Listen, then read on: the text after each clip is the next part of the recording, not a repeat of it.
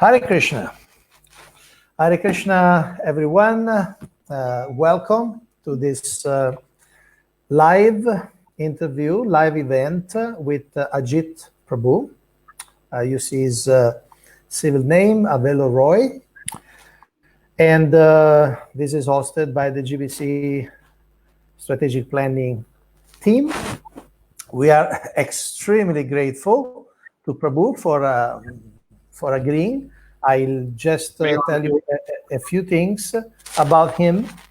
I could speak the whole hour about him, but I obviously want to hear from him, not only about him. So, Ajit Prabhu is a tech entrepreneur and an investor.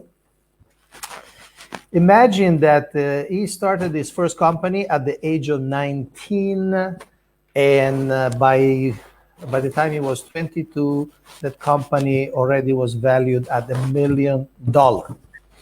And then he established in Chicago, Krishna House, Krishna Lunch, and Krishna Talk, different projects.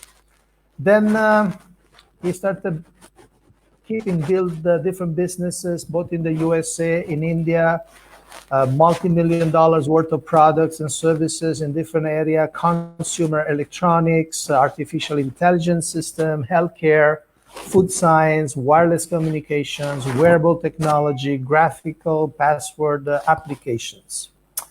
And he founded Kolkata Ventures. And in 3 years, he generated more than 400 startups which already generated more than 10 crores in India. So he's also an influential youth icon. He has reached every month about 200,000 youths over social media. He has been featured in 500 plus speaking engagements, including 4 TEDx talks, and including the very prestigious ILS, ISKCON Leadership Sangha. And he has been in TV shows with more than 7 million viewers. He has won more than 70 awards. I believe, Ajit Prabhu, some of the awards are in the back in your office, in your studio. But he has more than 70 in US, Canada, India. He was featured on more than 100 news media, and including CNN Money, Times of India. And today, he will talk about breaking free, be bold, make an impact as a devotee entrepreneur. Now, my first question to you, do you want to add anything to your very rich curriculum? Anything? You won Wimbledon, perhaps? I don't know. Anything you like to add? I'm good, Prabhu.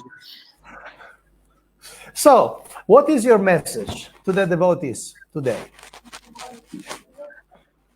So one of the things that at ILS we spoke about, the session I had given was get out of the corporate slavery and become your own boss, be a devotee entrepreneur. And between Gopal Bhatta Prabhu and I, we went back and forth on this topic that ISKCON as an organization would be much better off to have entrepreneurially minded devotees who are building businesses, who are creating opportunities for devotees to work in an environment that is more devotional. So that's just one second. Ma, can you close the door, please? So that's what you get for staying at home.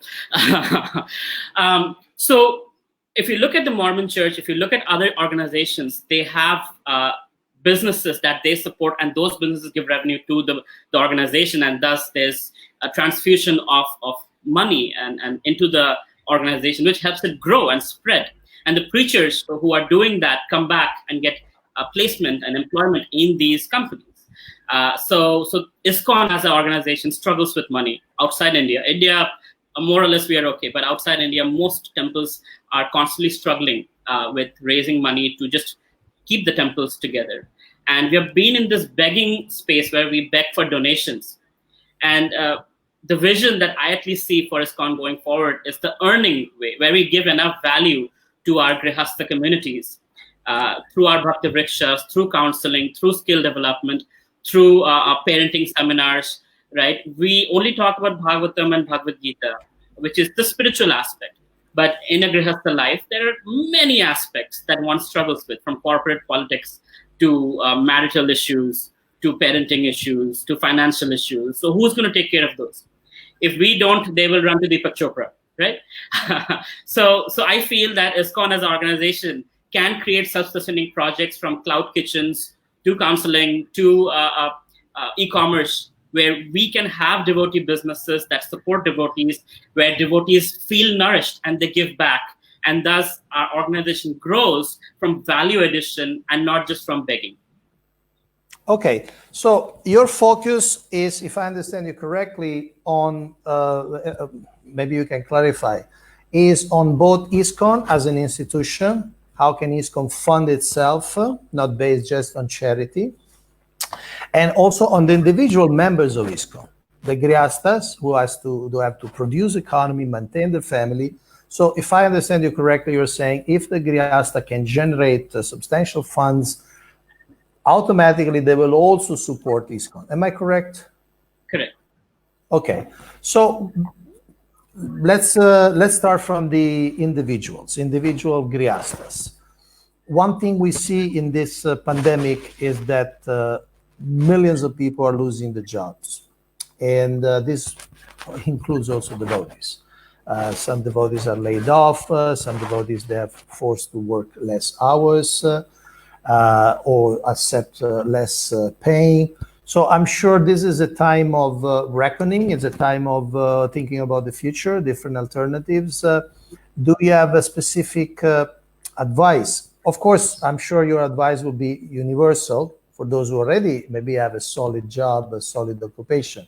But if you want to spend a few words, especially those who are in transition, maybe at the moment they lost their jobs, what can you offer as an advice? So there is two kinds of people in general. One that likes to take risk and do something big and have sleepless nights. Then the other kind who are the safe, keeping body and soul together. I just want to go to work, come back home, get a salary, and that's good enough. Let me do my sadhana, don't disturb me. Right? So for these folks who are in the, don't give me too much trouble, I just want to keep my body, soul together. It's important that during this lockdown period, if you have lost your job, take a few courses on Coursera or Udemy to upgrade your skill, things that you never had the time to upgrade. Right now is the time to upgrade your skills. So once you have those skills, you can add that to your resume. You can select the industry that is growing. For example, the healthcare industry. It is going to have a lot of demand. The food and packaging industry, groceries, agri-tech, biotechnology.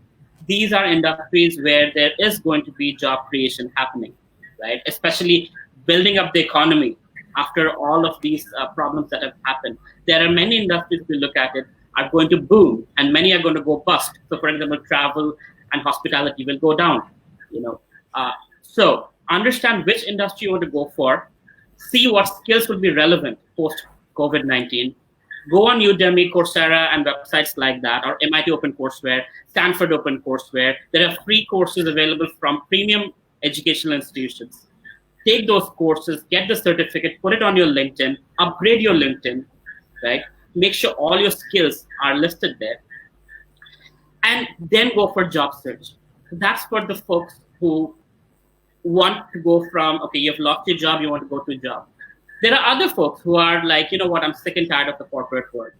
Enough of this helping other people make money when I am struggling, and to get a promotion, I need to beg my boss. So for those folks, I highly recommend you can do very, very simple businesses to get started.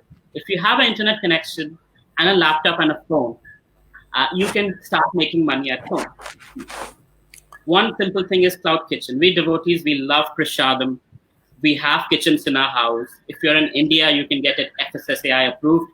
In the US, in Canada, and other countries, every country has an approval system where you can turn a kitchen into a commercial kitchen, follow the hygiene standards, and start generating prasadam. And deliver the prashadam through a few distribution channels. One, WhatsApp groups. You can have universities, you can have corporates, add those folks to WhatsApp group, or publicize on Facebook and say, here's a WhatsApp group link, come join my WhatsApp group, right?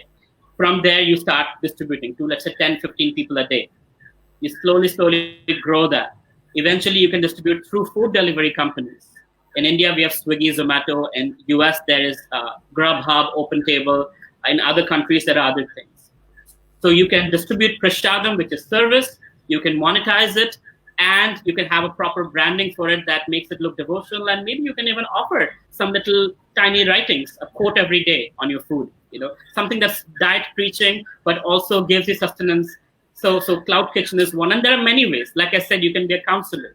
Most devotees are aware of Bhagavad Gita, Srimad Bhagavatam, and they know enough how to deal with life's problems. No one knows it better than us.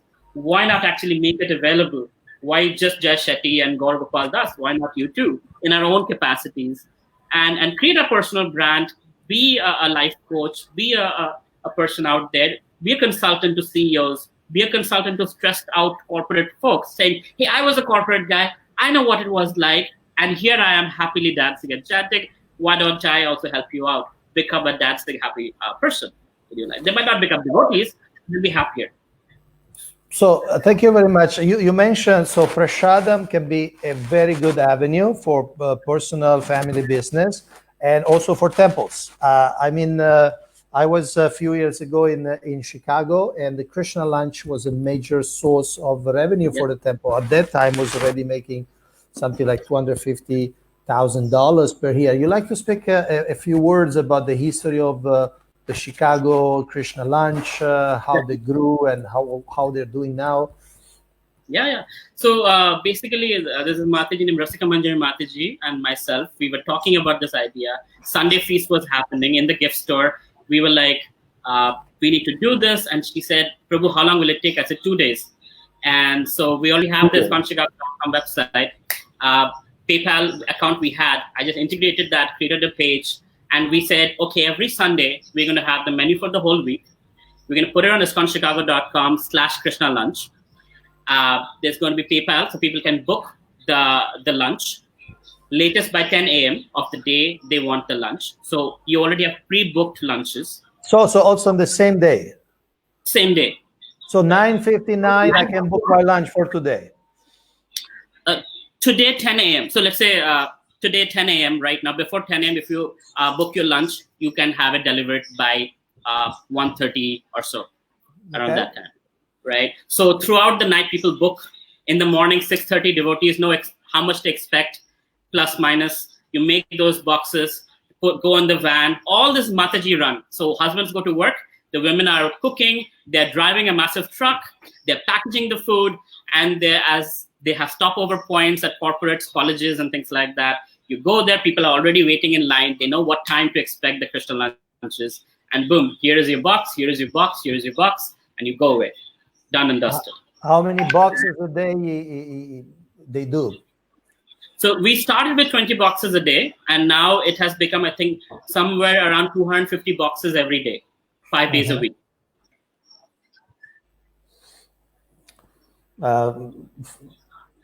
Fantastic. So prashad distribution, both on a family level or also for temples. You mentioned something about becoming consultants, life coaches. What if a devotee feels that, well, I'm not a great, I don't know how to do it. I don't feel confident. And by the way, let me make a note for our viewers. If you have specific questions, please write them in the comments. And if there is time, if they're relevant, we can bring it up. We can bring them up. So what if somebody doesn't have that confidence that they can actually become a life coach or a consultant to corporates? So the simplest thing would be to record on your phone a 2-minute blurb on whatever topic you like. Share it with 5 friends and get their feedback. What do you think? Was it useful? If they say it was great, I loved it, then you do it every day, 2 minutes, right? If they don't like it, you work on it. You look at people like Tony Robbins. You look at people like who are the examples, Simon Sinek, How do they do? What do they speak? How can I connect it back, right? So it might take a little bit of hurdle to uh, get over the fear. But best is to start with few of your close friends, and with their help, with their encouragement, go to a little large, and then go on social media. You have nothing to lose. When you see that in social media, some people are giving some likes and there's some level of appreciation, then you do it consistently. You won't see a massive change immediately. It goes like this for a long time, and then it picks up suddenly. Right? A long time meaning a few 8 months? months, 9 months, maybe a year.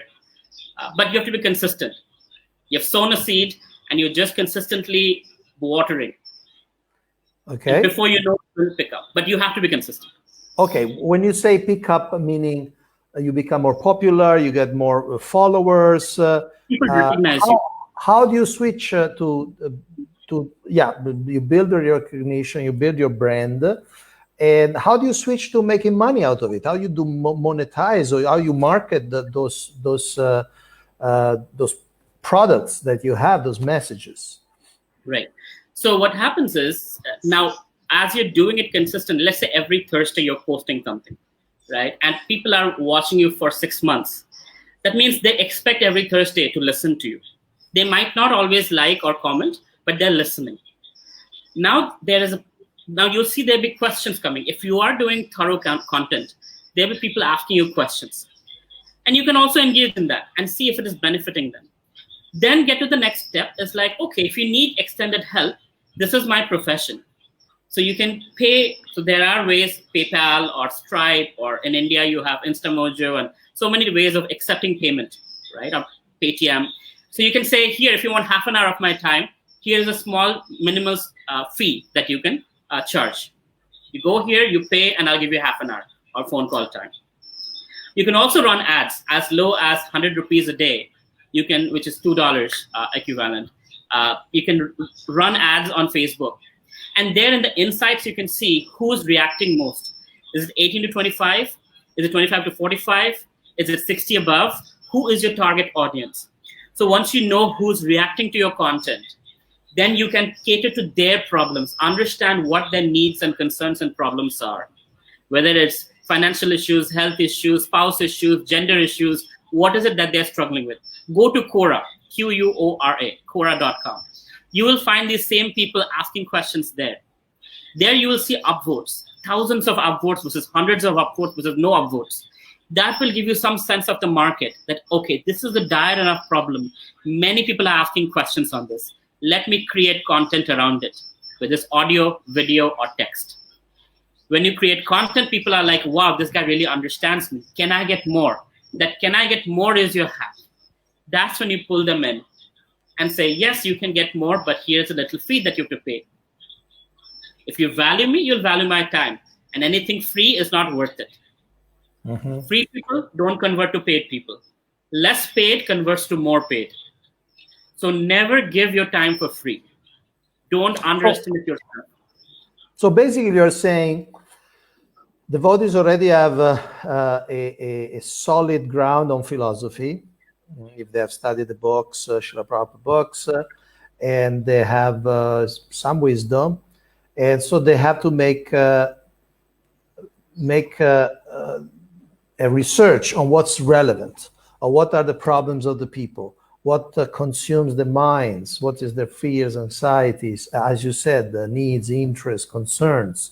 And then, and I'm not saying in a direct way, talking about the Bhagavad Gita or the Srimad Bhagavatam, but address those fears, address those anxieties, and it can turn into a profession. We could say a Brahminical profession of giving shelter and advice. This is what you're saying, basically. Exactly. Okay. And if somebody wants to do that, of course, he can start part-time, right? Absolutely. It's extra money for you. If you have a job, you can do this on Sundays or weekends. The important thing to understand is, please don't speak jargons that only devotees understand. Learn to speak the common man's language, understand their problem, and accordingly address them in simple words.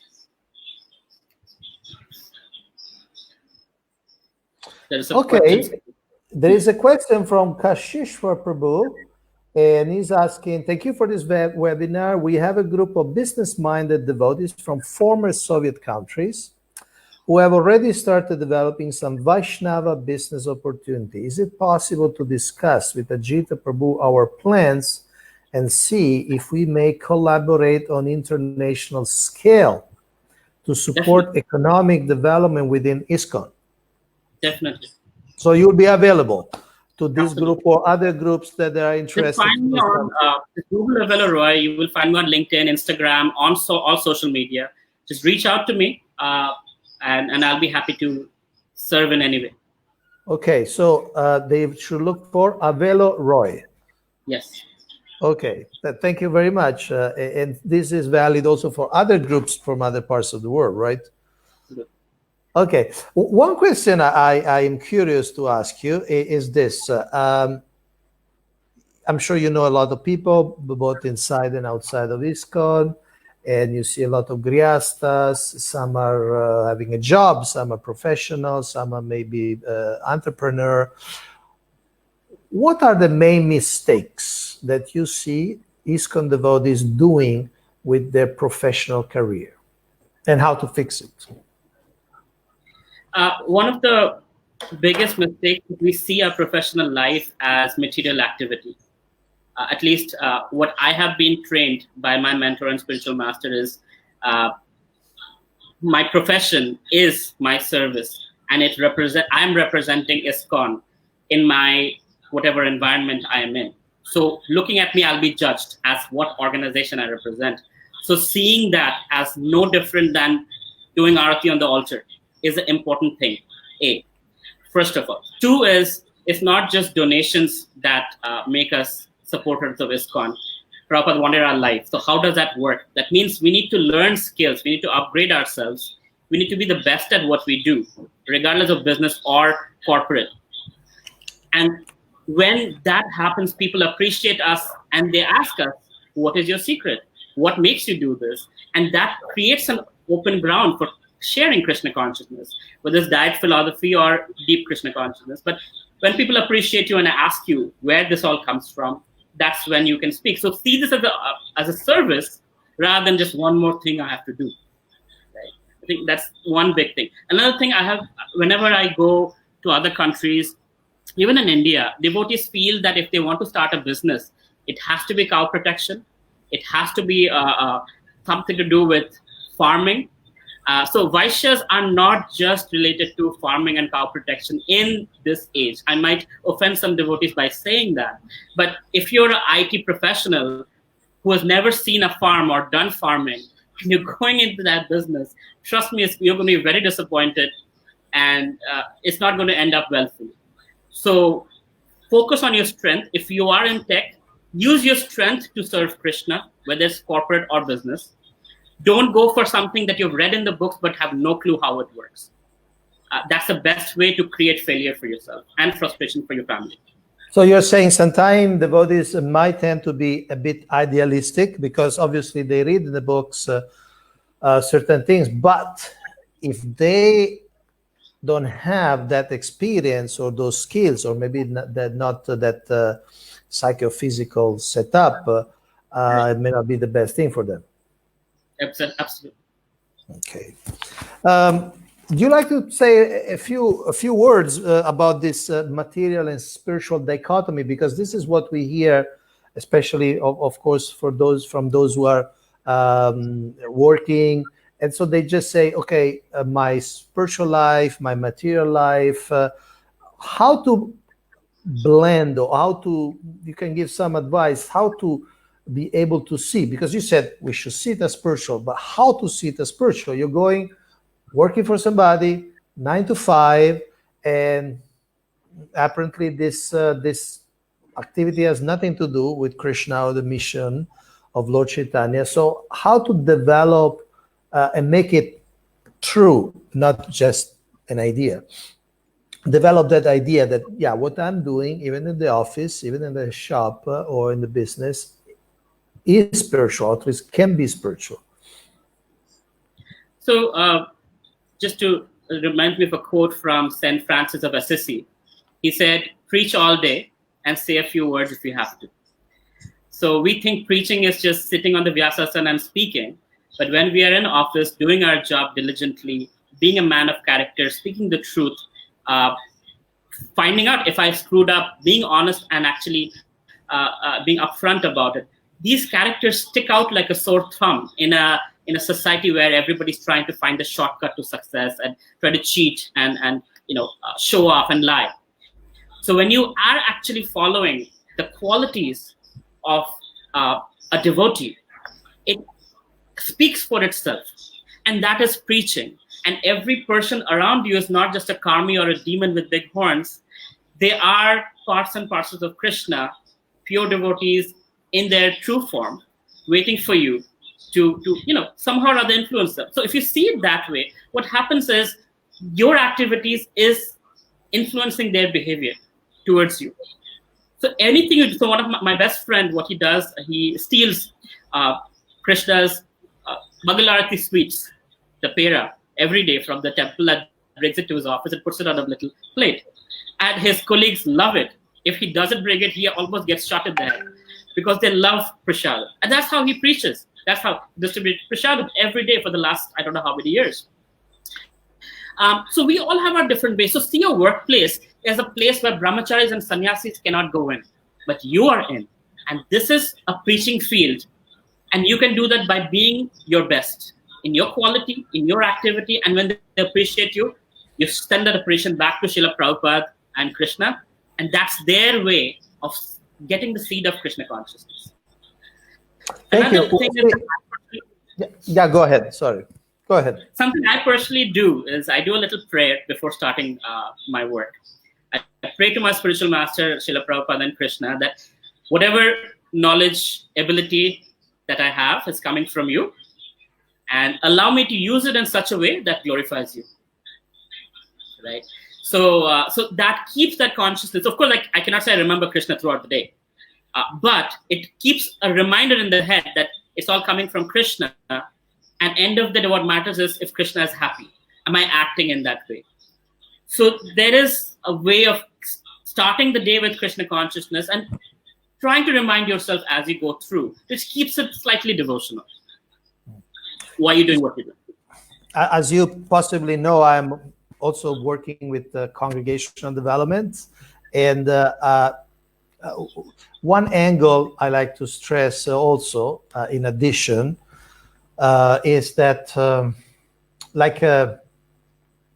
the Vedic yagyas, before there was the lightning of the fire, the proper yagya, there was sometime a long preparation. And you get these bricks, you get the wood, you get the ghee, which by themselves are material. I mean, it's a brick, it's just earth, and the milk is just milk, and the wood is just wood. But when you prepare for the yagya, the whole preparation is also spiritual, it's also yagya. So, and of course, then when you lit the fire and you can offer everything to Vishnu. Similarly, in the Sankirtan yagya, we don't generally focus, of course, on the wood, on the ghee, on the bricks, but still, there are so many ingredients for our Sankirtan yagya that are required. So I try to inspire Grihastas that, yes, you may just be, in one sense, also collecting ingredients for the yagya, but this collection of ingredients for the yagya is part of the yagya. We have, thank you. So we have our Krishna Leela Prabhu. Many of you know her. She's a PhD, and she's the editor of ISKCON News, the official ISKCON news outlet in the world. And she's also the director of important movies many of you have seen, like The Joy of Devotion. And she's asking, you have mentioned a few businesses that are likely to boom after the pandemic. What is your prediction about film and video production? firstly, Mataji, that video was amazing. Joy of Devotion, incredible job. I was just crying. It was amazing. Amazing. And as far as films and video production is concerned, huge. I would suggest that connecting with the OTT platforms. So millennials are changing the way they consume entertainment. People have moved on from movies to Netflix originals, Amazon originals. So all of this, they want to sit at home. They don't want to go to the theaters, right? So videos. So as automation happens, people have more time with smartphones and workflow automation and all of that. They're going to have more time. That means time for entertainment, time for self-development, time for motivation and inspiration. All of that opens up. It used to be a luxury 10 years ago. So yes, what you do is more relevant now than ever before, but you have to think from their vantage point, what they're looking for. People don't want just comedy entertainment. People also want to be thoughtful. There are many documentaries that have churned people's heart. I was sitting with the French billionaire a few months ago, and he said, I've become a vegetarian by watching a Netflix video on meat eating and whatnot. And I said, wow. And then two other people at the same table said, yes, me too, me too. They've become vegetarian by watching a Netflix video. That's how much impactful. And these guys are not Indians. They're French, right? So videos have huge impact. So you have huge opportunities there to preach as well as reach a lot of people who are seeking entertainment from videos. And also, if I can add, confirm if it's correct, this pandemic is also shaping the habits of people in a way that they spend more time in front of screens. So definitely we have a more, besides the lockdown, we have a more captive audience in one sense. And so I read in different magazines that this trend of people spending more time online, spending more time in front of a screen, it's expected to continue. Am I correct? Absolutely. Okay. We have Ananda Swarup Prabhu, who is asking, well, first of all, is thanking you. And then which tools and habits do you recommend to get the right entrepreneur mindset? So this is the first part. And do you think karma could be related to success when trying to build a business? Okay, so the first part, the simplest and the best tool, especially we are in GBC strategic planning page. Actually at ILS, we were made to do a strategic plan for our lives, which I thought was an incredible exercise by itself. So create a strategic plan where you want to be 18 months from now, break it down, and have quarterly goals. And the tool that I use is wake up in the morning and have a to-do list, 3 things you want to accomplish as far as that strategic plan is concerned. Every day, if you accomplish 3 things to 4 things, without fail, you'll be amazed how much you'll accomplish in a week, in a month, and boy, oh boy, in a year, you'll be blown away how much progress you'll make. People, what they do is, one day I put in a lot, another day I don't do anything. Just like chanting 16 rounds every day. So similarly, investing our time, creativity, energy into building the business every day. So 3 things could be searching a YouTube video and learning a concept, let's say product development or go-to-market strategy, or going on LinkedIn and adding 3 people from the industry who might help me with advice, who might join me as a co-founder, who might be an intern. 3 new connections I made on LinkedIn, right? Or it could be I send out 3 emails to people who might be related to my product or service or my industry. So 3 things every day. That's the simplest tool you can use to get started with your business. The second part of the question was, do karma has? Of course, from Bill Gates to whoever have been successful, they say it's luck. You know, if they were not at the right place at the right time, it wouldn't happen. Having said that, we also know that as devotees, we are under Krishna karma. A lot of our karma is burnt out, and we are in this trajectory towards Krishna's lotus feet, hopefully. And I don't know if I'm speaking outside scriptures when I say this, but what I understand so far, my realization is If it will bring you close to Krishna, Krishna will make it happen. If it pulls you away, Krishna, if money destroys you, Krishna won't let it happen no matter how much you try. Uh, so what I do is I constantly recalibrate myself when my business pulls me away from Krishna and I think I'm losing control. I increase my chanting, I increase my association, I call up my mentor, spiritual master, and things become more manageable, right? So I constantly take help from Vaishnavas who are above, who are there to guide me. So that way, the boat is still floating. I don't know for how long, but so far so good. So that's kind of my realization. Concept, feel free to correct me if I say something wrong. You are our teacher. You are our professor. And obviously, I think people are taking you seriously because you're not just talking theories that you learn in some MBA course. You have done it. You have done it in more places in the world. So you're a true authority. Since you're involving me, one thing I could say is that perhaps devotees should also define success.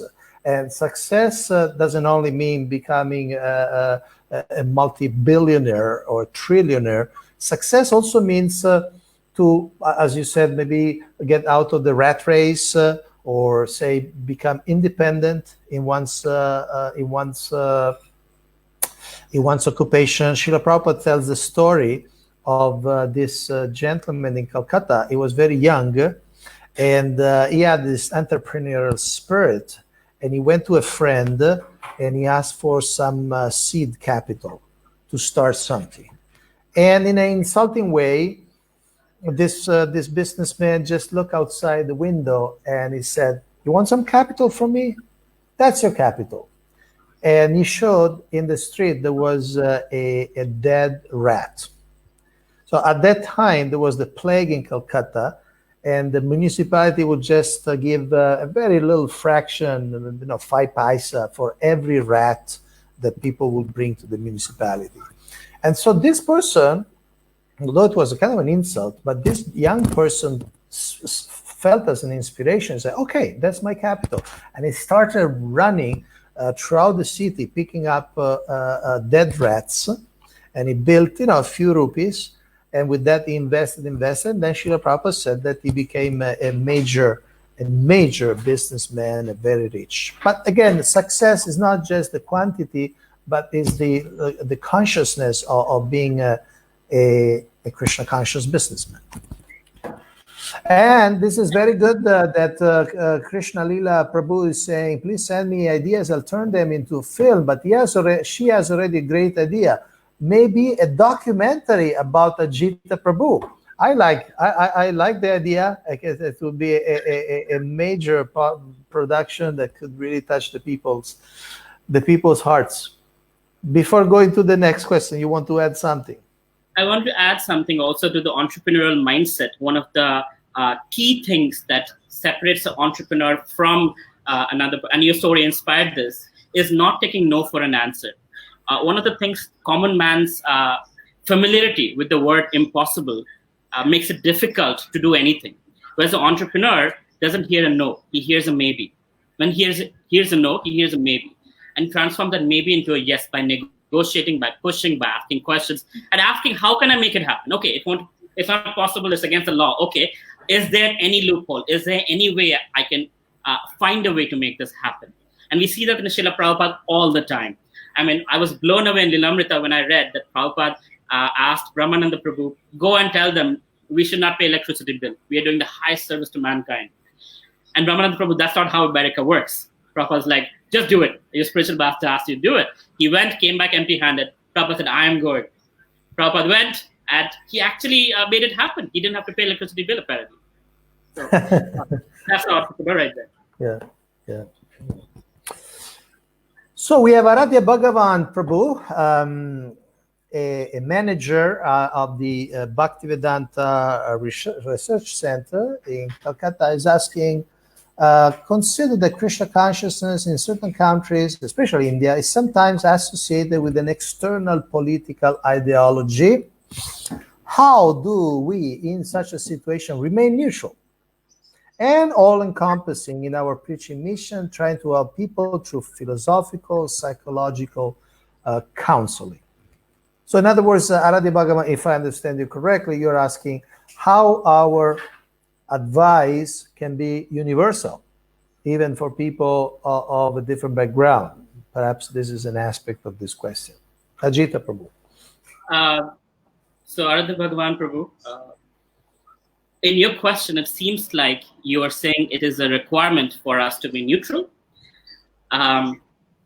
Again, the GBC, I don't know what the administrators would say, but we are all humans and we don't have to be neutral. That's what I personally feel. And Radhana Swami, I know, has made it mandatory for devotees in his temple, Chapati, to vote, which ISKCON as an organization would not vote in the past. But if you don't vote, the politicians around you don't value you. You have all these brahmacharis, so many hundreds of them, but you have no leverage over the politicians. So it depends on which country you're in and how you can leverage that for the Lord's service. But given you and I both are in India, and right now we are in a country where one party supports the minorities and is vehemently opposed to the Hindus, to the point that saints are being lynched. On the other side is a political party that is pro the majority, pro-Hindu. So in this situation, yes, we should externally stay neutral, but we should also see what is beneficial for our preaching, what will make sure our temples don't get broken down or our devotees are protected. And accordingly, we have a number, right? We have congregation, we have devotees, we have numbers, we have voting rights, and we should leverage that for our purposes. So neutral in one sense, but we are again humans, and we should also have a choice. So I don't know if that makes sense. Konda Prabhu, again, correct me if I say something politically incorrect. Well, obviously, what you said, we are humans, so we are personal persons. Obviously, there is a difference between our institutional identity and our individual identity. Of course, as individuals, we have political leanings. We appreciate a certain line of a certain party, and I'm talking in general, of course.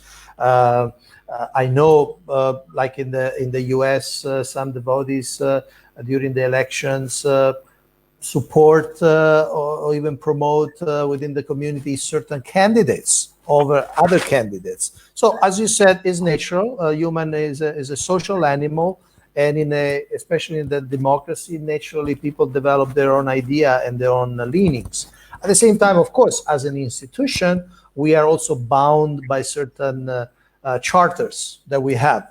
So obviously, ISKCON, you know very well, ISKCON in India cannot align itself with a particular party or use its platform or its temple for political propaganda. But on an individual level, of course, people will make their own choices and vote for the people they feel will uphold Dharma and support Dharma. And we come here to Anand Kumar Mishra Prabhu, and he's asking, what are things in which market or products depend and how we can do genuine marketing? I'm not sure if I captured the question, but maybe you understood it perfectly. What are things in which market of products depend? Oh, okay. So basically saying, what are the, if I understand correctly, what are the principles of marketing? Yeah. Right? Yeah. Yeah. So marketing is not about your money goes from your pocket to my pocket. It's about finding the right audience who feels the right pain, which can be solved by the right product, and money is a byproduct of that. If you're able to solve the problem and pain of a person, a pain that's dire enough that they're willing to pay for it. So, for example, transportation solved by Uber,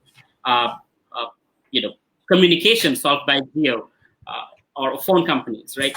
So, if you can solve a problem that's dire enough that people are willing to pay for, and you can help them see the benefit of it, not just my phone has so many features or my business has so many features, I'm so great. It's not about you being great. It's about you portraying how you're solving the problem of your audience, of your customer. So in marketing, there is a quote that says, people don't care about how strong is your drill.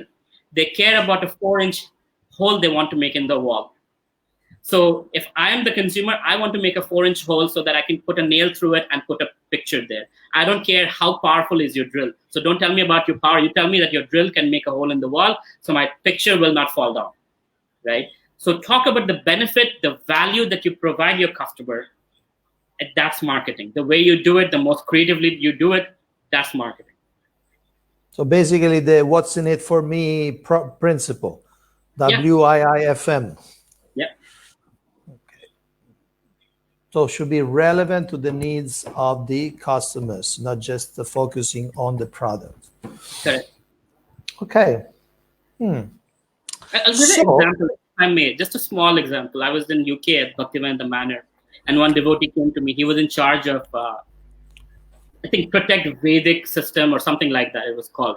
And he said, Prabhu, nobody cares. I said, yeah, why would anybody care? You're saying protect the Vedic culture, which sounds like something far off. People are not able to react to it. But when you say, if you protect the Vedic culture, your son or daughter might be protected from drugs and might be protected from depression, and your family might be more together. Now you're talking about the benefit of protecting Vedic culture.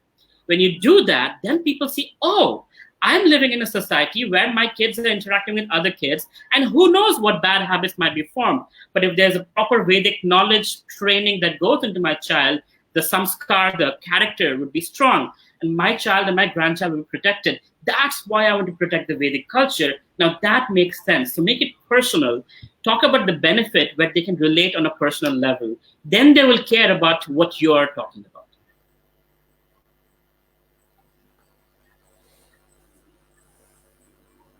So I hope, Nand Kumar, Prabhu, you got some good insight there.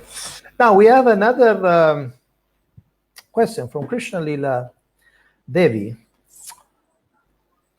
I'll read it. Since you mentioned that we should not give our time for free, I have a question about getting paid for our services. Us devotees usually have a very funny relationship with money. In one sense, we just would like to serve others and give everything for free. In the meantime, we are trying to make a honest living.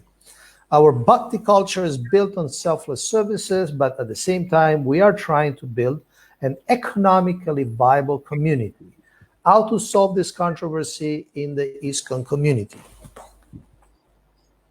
I'm not sure how qualified I am to answer that question. I think Gaudhya Prabhu is far more qualified in that direction. But I'll tell you what I do and how what direction? Getting paid or doing selfless service?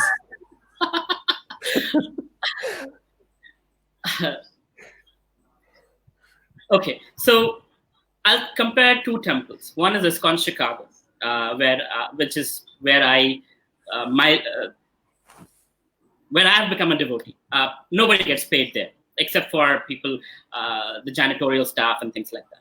Right? It's all run by devotees. And there's another temple, Bhaktivinoda Manor, where I have heard around 200 to 300 staff who are paid. Everybody gets paid to do their service. And I can tell you there's a marked difference between the two. Here in Chicago, we will be like, Prabhu, please, it's a begging process because it's a voluntary organization.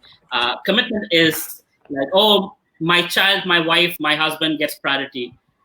Whereas in Bhaktivinoda Manor, things are a little bit more professional. And that's why things are also being able to done in a much better way. Fundraising, there is a process in place. There's a gift store, there's a process in place. There's so many departments. It's beautifully arranged like a corporate. Whereas my experience with Chicago or even Calcutta Temple, where I've seen, it's a lot of chaos because everybody's doing a favor. And the temple president has no control over anyone but the brahmacharis. And the brahmacharis are busy with their thing. So when you pay people, there is a certain level of commitment that, yes, I'm getting paid for this. I better do my job well because there is something, that's sustaining me. So yes, that should be the case, but the temples don't have money, unfortunately. So how much do you pay? You cannot pay as much as an outside job. So devotees who get paid also sometimes find outside jobs because they just cannot live the life they need to live with temple payments. And that is why what we're talking about as devotees, having an entrepreneurial system within the ISKCON community, where devotees can be self-employed and have enough flexibility, freedom financially to contribute to the temple, who can then contribute to having paid employees or paid devotees to do full-time activities for the temple. Every nonprofit has that. Why not ISKCON? Right? And wherever you see there is paid things, it just works in a much more professional way than when it's voluntary. I hope I'm not offending anyone by saying what I'm saying. Kante Prabhu, please correct me if I say it. Me to add something? If you want to add something, or if you want to correct anything I said that was not ISKCON. See, this is a major cultural, social, and philosophical discussion ultimately. In Europe, the leaders have been discussing it for years. They call it wages for sages. And there are many considerations. I just want to share a story. Once I was accompanying Japtaka Maharaj as a traveling secretary, and we went to Trivandrum in South India. And there was a devotee. He was a devotee not living in the temple, but obviously he was a devotionally inclined person, and he was the accountant of the temple. So he had a huge dilemma. He came to speak with Maharaj. He said, Maharaj, you see, I have this old mother, and I had to make some money. I had to maintain her, but I really hate to take money from the temple. And then Maharaj asked, okay, but how much you get to the temple? This is decades ago. So he said, I'm getting 3,000 rupees per month. And then Maharaj asked, okay, but how much you get outside? Outside you'll get more. He said, I'll get more. So he said, look, if you will get more outside, basically that difference that you're getting, that's your offer to Krishna. Because you could make more money, but you're getting less money to serve in the temple. And you need some money because you have this elderly lady to take care of. So sometimes some devotees, they might choose a more frugal life in the temple or directly serving full time, but they have a family to be taken care of, and so that whatever they say sacrifice or what they could earn outside, that's already part of the offering for Krishna. But let's recognize that it's a major topic, and we as a young movement, we still have to analyze it more deeply and have a more, we could say, consistent policy. Would you agree to that? Yes, Prabhuji. I think she's also asking that if does devotion get tainted if you get paid for your services? I'm looking to you for that, sir. You're looking to me. Well, I think mostly it's a question of attitude. We are all taken care. We are all, even the most renounced brahmachari, the most frugal and simple brahmachari, has to get something. I guess has to get some food, has to get some clothing, and this all costs money. Has to get even a very simple room, or at least a fraction of a room to sleep. Has to use water to take bath, has to use electricity, has to use gas because he's eating the gas. So even the most renounced and simple person, it's a consumer. So it's a question, I would say my main answer would be, it's a question of attitude. Are you trying to make money out of the mission, out of your service, or are you honestly trying to maintain your duties? Maybe you have children, maybe you have a wife or a husband or an old mother or father or other duties, and you're just getting as much as needed for your needs. Are you focusing on needs or are you focusing on wants? But again, the premise is that everyone is receiving from Krishna ultimately, and even the most renounced person is receiving some maintenance. Would you like to add something? No, Because I'm sure you must have meditated. I don't know. I won't ask how much you donated to ISKCON or how much I won't go there. But I'm sure we must have. When you give a donation, you must consider how this donation is spent. Am I correct? Well, so for me, the way I have been trained by Nityananda Pran Prabhu is that it's a giving movement. ISKCON is a giving movement. This is where you give, you don't take anything. And even when I was serving at the temple, sometimes some Indian persons on Diwali would put money in your pocket. And like, what do I do with this? That goes in the hundi. So it's always been money goes to ISKCON. Money never comes out of ISKCON. Only when I left ISKCON Chicago, I realized, oh, people actually get paid in ISKCON, which is not a concept. So for me, at least my training is somehow or figure out, make money from outside and give it to temple, not take money from the temple. And in my case, somehow Krishna has enabled that. In some other cases, it might not be the case. So I didn't want to comment, that's why. But if you have the intention that it's a giving movement, Srila Prabhupada wanted all of us to contribute in some way or form, maybe if Krishna desires, that might be a possibility. So you can bring in outside money and put it into the temple along with your services and time. But again, that's just my personal perspective, not very universal. Sundar Das Prabhu, but do you think that there is a seva bhav, seva mood, attitude, when you're getting paid from the temple? I don't know. I've never gotten paid from the temple. Okay.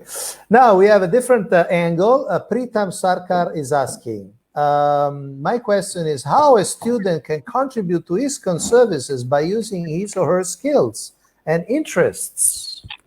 So a student, not an earning person. Right. So in students, so Prabhupada really encouraged college preaching, and my major life since 18 to 30 has been all about college preaching. So there are, whichever college you're in, there are lots of students around you. And in India, as well as other countries, we always have a student organization within every college that does student-related activities. Like Prabhu talked about at the beginning, Krishna House, Krishna Lunch, Krishna Talk.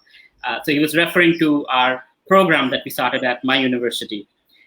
So organization allows you to officially conduct spiritual, or if not, at least sattvic things, which attracts students. And then those students who are interested in spirituality, you can pull them in. A lot of Calcutta, since you're in Calcutta, I know you, a lot of Calcutta temple, what they do is they invite me as a speaker to a lot of these colleges. And because when I go, it's not a religious organization anymore. So the deans and all allow it. And then they have me speak on something Krishna conscious connected to entrepreneurship.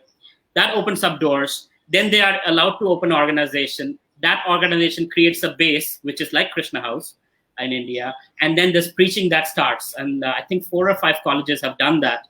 I have been very fortunate to be part of that. So if you're interested, I can connect you to devotees who can help you get started with the organization in your campus, so you can start preaching in your university.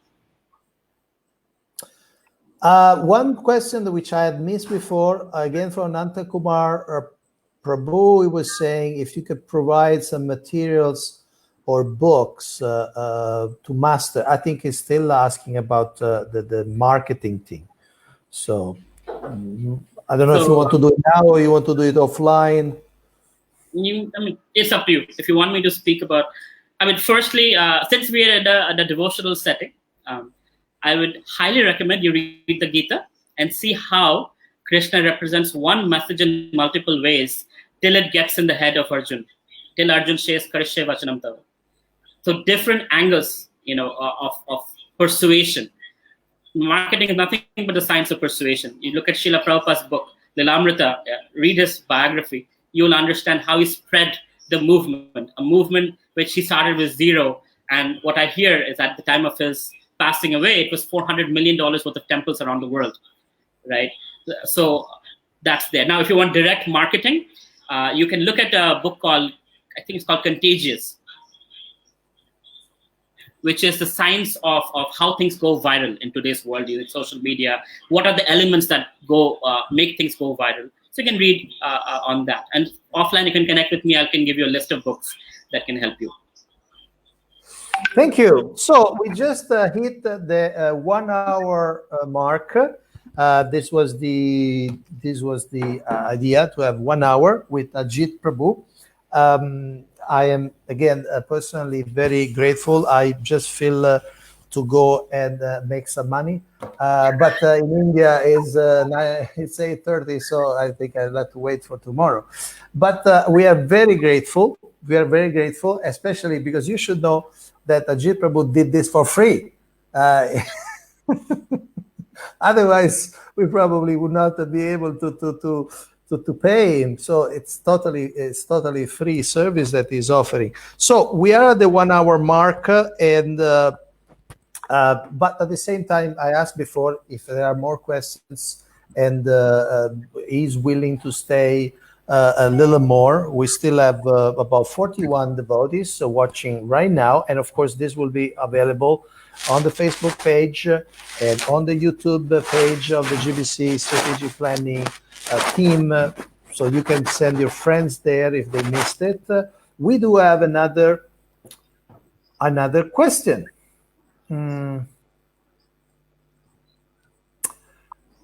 Sundar Prabhu is asking, my mentor from Gita Bhavan, Kumar Jagannath Prabhu, Gita Bhavan always used to preach us telling, today's generation's devotees are only eating the ripened fruits of the seeds sowed by yesterday's devotees and throwing the seed after eating to the dustbin rather than replanting it again. What do you have to say on this?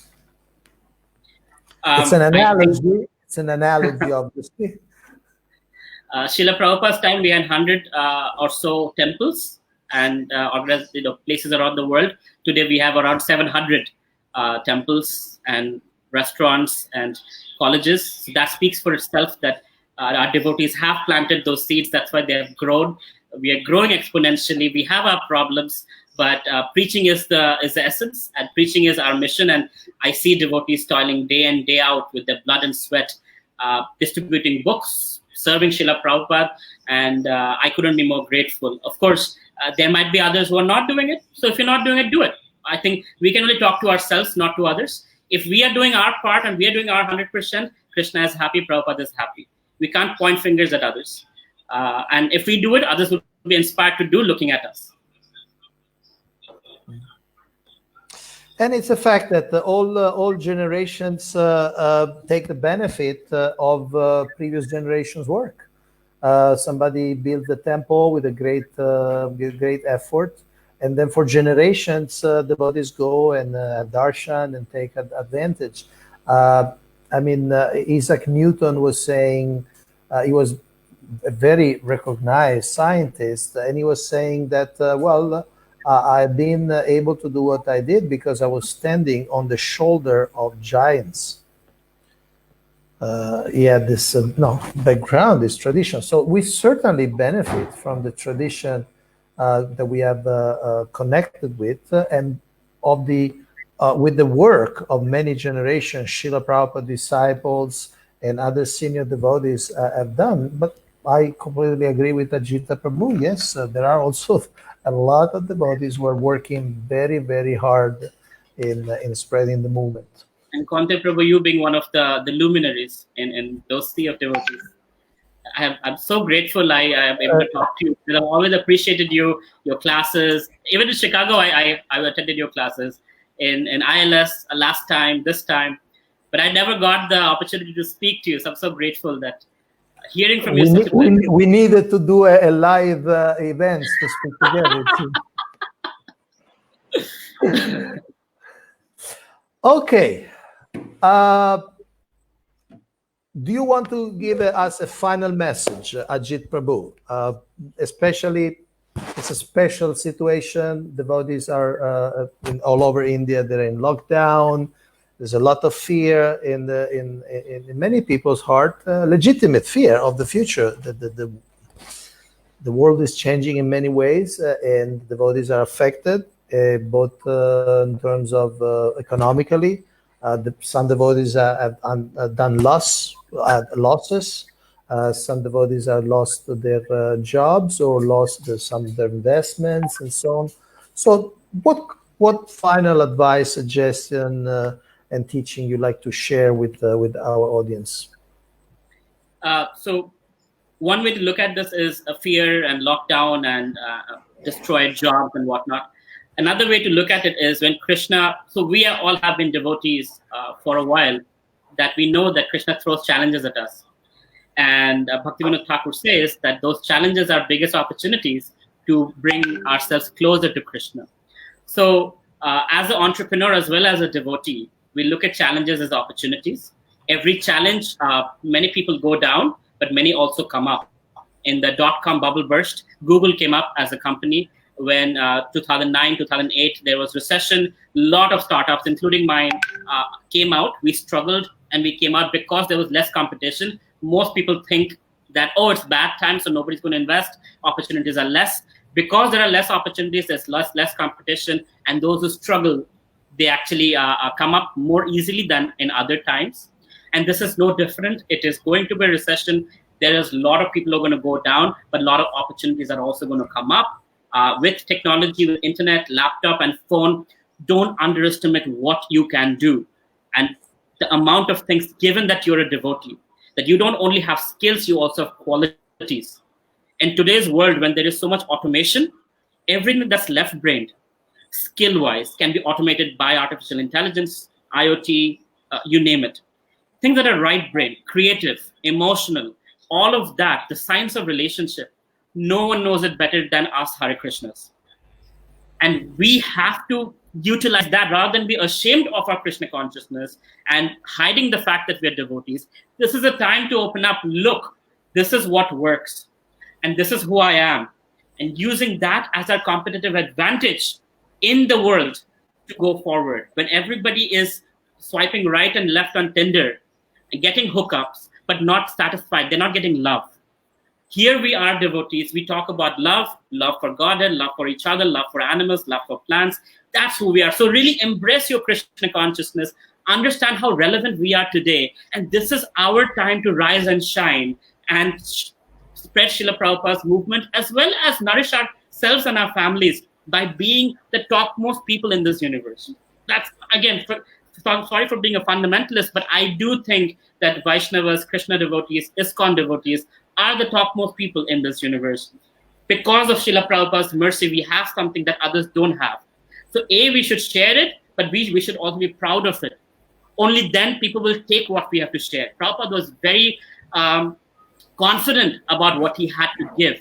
He never considered himself an old man. I mean, he did say it, but he's like, I have come to give you something you've forgotten. When he went to London and he was asked, he said, you took everything from India, you forgot something. I came to remind you of something you've forgotten. That is God consciousness. And that is most relevant today during lockdown, during pandemic, during anything that's going wrong. So if we can understand that, put our skills and qualities and our Krishna consciousness together to create opportunities for ourselves and ISKCON, nothing like it. And if there's any way I can be of service to you, I promise you, if you write to me, I will respond to you. It might take 48 hours or more sometimes because I get hundreds of messages every day, but I will respond to you, and to my limited capacity, I will try to help you in the way I can. So thank you so much, Ajita Prabhu. And Sundar Prabhu was saying, encouraging us to have more interactive sessions with other leaders also. And I want to tell you, Sundar Prabhu and other viewers, that we do plan to have a number of live sessions like this. So we are contacting a lot of a lot of leaders. Tomorrow night we have Anuttama Prabhu, ISKCON Ministers for Communication. Very relevant how to present Krishna consciousness. It's just a natural segue from what Ajita Prabhu was saying. Use this as an opportunity, use this as a platform, and people are opening up. They may be willing to listen. So tomorrow we have the Minister for Communication for ISKCON, Anuttama Prabhu, and same channel, same GVC Strategic Planning Team Facebook. And last thing is how do we write to him, to you, to Ajita Prabhu? How do we write? Find me on LinkedIn. You can find me on LinkedIn. YouTube. Search Avello Roy on LinkedIn. Avello Roy on LinkedIn, YouTube, Instagram also? Instagram also. Okay, so that's how you connect. Thank you so much. Thank you so much, Ajita Prabhu. Thank you very much, Prabhuji. Thank you very much for all the questions and your association. Hare Krishna. Hare Krishna.